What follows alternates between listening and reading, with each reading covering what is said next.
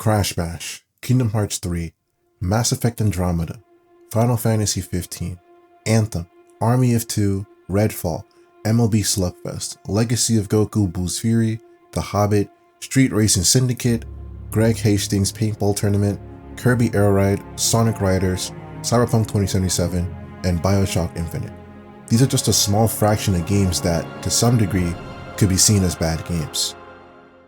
I remember when I was a kid in the early 2000s, my father would take me and my brother to the mall around Christmas time and we would go visit the game store. That store was EB Games. Yeah, I bet that sounds like a blast from the past.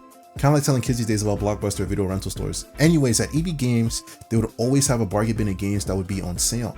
So me and my brother would just pick out anything that looked interesting, and what we picked out at the time was The Hobbit, Harry Potter Prisoners of Azkaban, and a really old wrestling game that I cannot remember for the life of me, but it was cool. When we went home and put those games in the PS2 for the first time, it felt like magic. All these different stories unfolding before our very eyes. To us, what made those games special was just how much fun we had with them, and that is a factor that is important to me to this day.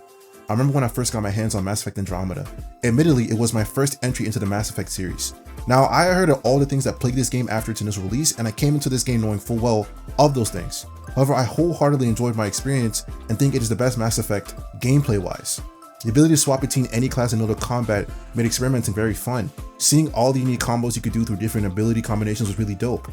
I especially enjoyed the ability to mix and match different types of weapon and armors. But when also putting the multiplayer into perspective, it was just a fun time. I learned to appreciate this even more having now played the Mass Effect Trilogy Legendary Edition. I will admit that storytelling and world building done in the original trilogy is way more engaging and thrilling to experience. I mean, wandering in on a random service facility in Mass Effect 1 and picking up notes detailing their exploits only to eventually work with them in Mass Effect 2 was such an insane moment. However, I will say that the other games pale in comparison in gameplay, especially when considering ME1. Mostly because the Mako exists in that game and the controls on it are awful, man. You can drive for shit in this damn thing. There are so many missions that involve it that just plagued my experience with this game. ME1 is the one I played the most just to see the different choices that come into effect in ME2. And man, the Mako makes it such a slog to go through. Now I know people complain that planet exploration in Andromeda is boring and empty, but at least the damn car works. I can actually drive and shoot properly in this thing. So that's definitely more points up for me. Now while ME2 and ME3 are definitely improvements in the terms of gameplay department, they still feel very limited in comparison to the freedom that Andromeda gives you. Now some may say that I'm comparing older games to a newer title, and by that I mean that a newer title would have better visuals and improvements in comparison to the older title. But with that point, I want to talk about Kingdom Hearts 3. Now, Kingdom Hearts 3 was a game that took 14 years for us to get. Y'all remember, back when we were stuck in that eternal loop of 2-point-something games? 2.99! Let's get it! Then it finally comes out and everyone puts out a ton of raving reviews. You know a game wasn't that well received when you see one of these pop up every 3 or 4 years. Now I understand the flack this game gets, especially when considering that the proper ending is literally DLC. But for what it was, I have fun with this game. I understand the worlds and plot in this game were convoluted and dumb, but this is still a game where an anime boy with a giant key meets a dog and a duck and they fight Sephiroth. This game has always been dumb fun.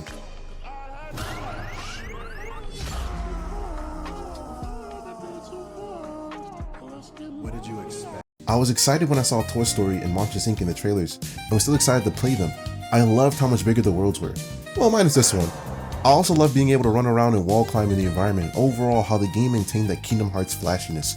In KH2 you grabbed a chandelier and swung on it to toss a boss heartless across the room. In KH3 you run up a cliff, turn your Keyblade into a roller coaster and smash a giant titan's hand.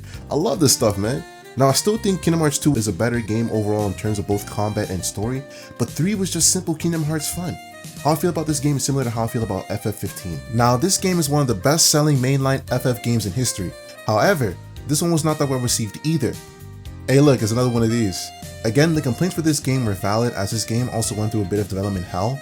The game was originally under the title of Final Fantasy Versus 13 and was being directed by Tetsuya Nomura, which he somehow snuck in Kingdom Hearts 3, which I'm suffering the consequences of to this day. No! The game eventually changed both titles and directors and was released practically unfinished to what was envisioned as the full game.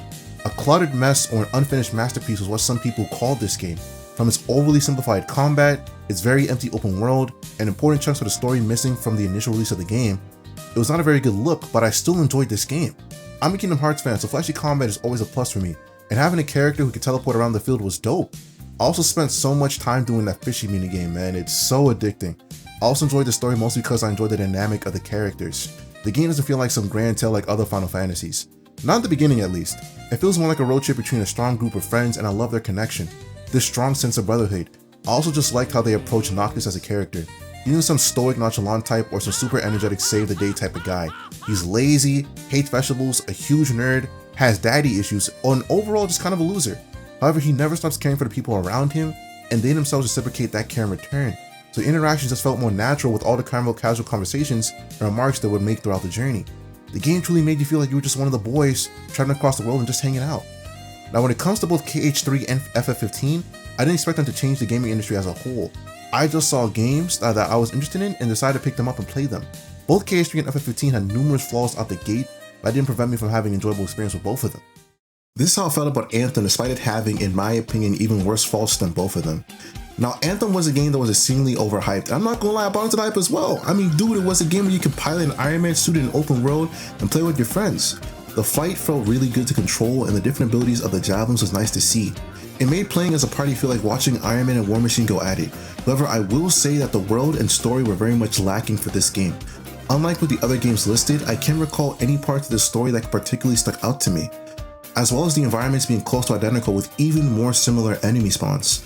So it made the repetitive feeling of a looter shooter stick out even more. Despite these faults, there is still no other game that has come as close to making something like this. Anthem was a unique experience in terms of gameplay.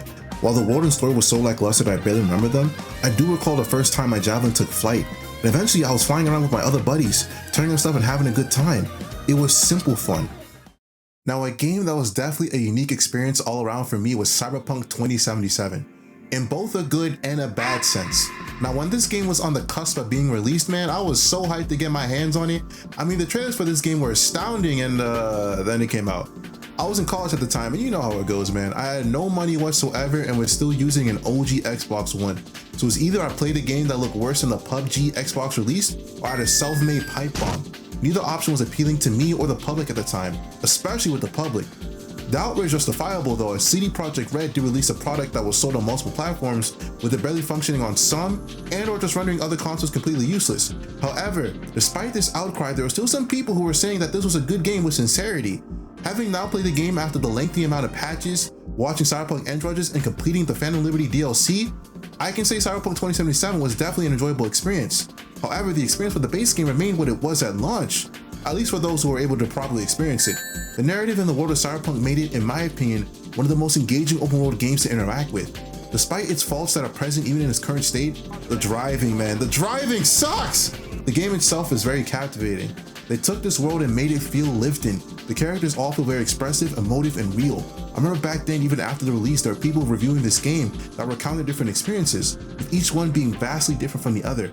I myself experienced this when playing the game with another buddy of mine. We were watching an ending that completely took us out of left field. They didn't know that this ending in particular was possible, and I discovered it completely by chance. This was the experience that was still present during launch. Again, if you could actually play it. Because after developers worked hard and ironed out a ton of issues, people started actually praising this game. So much so that people somehow forgot how bad the game was.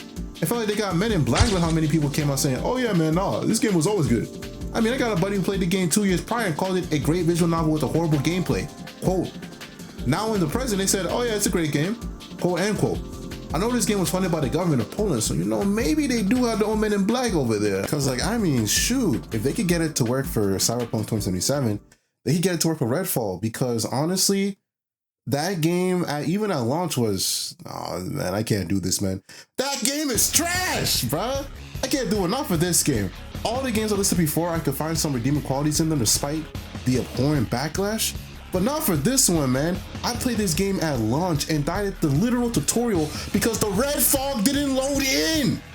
I tried playing it again and again for this video, and all of the things I do for love, man. It's gotten better in that the game actually loads now, but it still has the same issues it had prior to these patches. Probably because Microsoft let the team go before they had a proper chance to work on it. Even if they did, there wasn't much substance to the game. The characters felt static, the gunplay was kind of bland, and the story was so boring to sit through. There isn't really much hope for a game when the literal developers are really asking for the game to not be released. This is probably the only game on this list that I completely believe is a bad game, because even the developers lost faith in it, bro. So how can I even try to defend it? At this point, I'm kind of throwing around the term bad games without fully defining what that entails. In the current age, the internet has become the central hub for most things game related nowadays, especially when it comes to YouTube. A lot of YouTubers in the gaming space hold a lot of influence, which comes with both good and bad. The good thing is that gaming as a medium now has a wider outreach to more common people rather than having exclusive news be available only to the media. However, the bad thing is that sometimes these people's opinions can supersede the quality of the games themselves. By this, I mean that I've seen a lot of YouTubers in relation to gaming seem to have a bit of a falling out with it. The words gaming is dead is something that's been stated not only by them, but to some people I know personally as well. And I can see why they would come to this conclusion. In the modern day, it feels like gaming has become more derivative than innovative.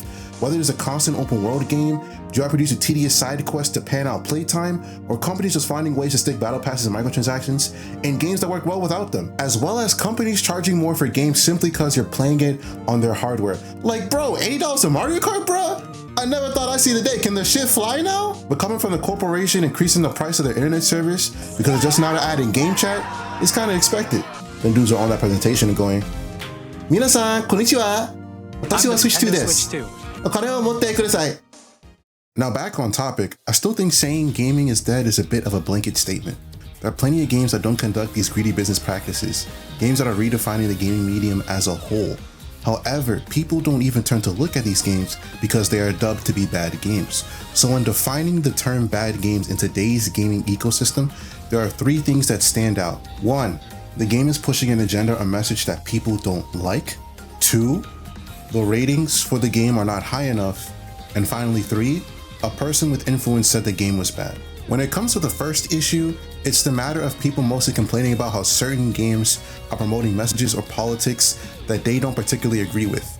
If you simply can't relate or disagree with what a game is promoting, that's perfectly fine. But it's liking an entire game because of pronoun suggestions or because characters are not fully white seems a little bit far-fetched. I think it's very interesting to hate politics in games, but still play Call of Duty, Battlefield, and Metal Gear Solid, just to name a few. Persona 5 is one of the highest rated RPGs of all time, in which you literally fight a governor to help rectify false charges against you.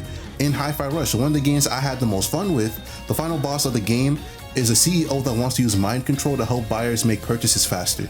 In Yakuza, you literally have an entire plot where you're fighting over land deed.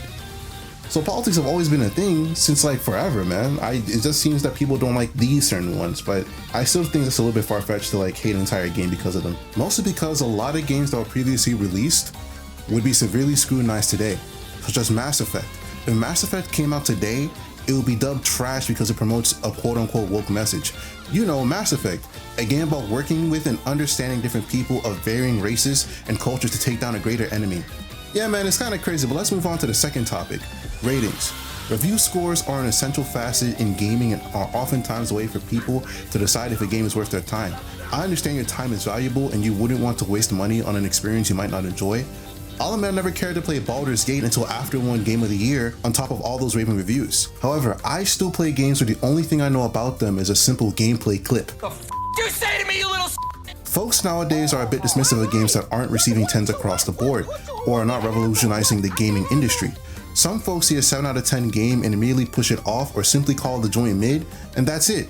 But there are plenty of amazing 7 out of 10 games out there. Sonic Riders and Kirby Air Ride are both better racing games than Mario Kart to me, but Metacritic would say otherwise. Nier was an amazing game with a strong focus on gripping storytelling and characters, but not so much gameplay wise, so it was a 7 out of 10, but still a very strong 7 out of 10. I feel the same way about Life is Strange 2 and not even Don't Not acknowledges that game. Games like Army of Two and Mad Max are not the most gripping, but are still fun games to engage with as well.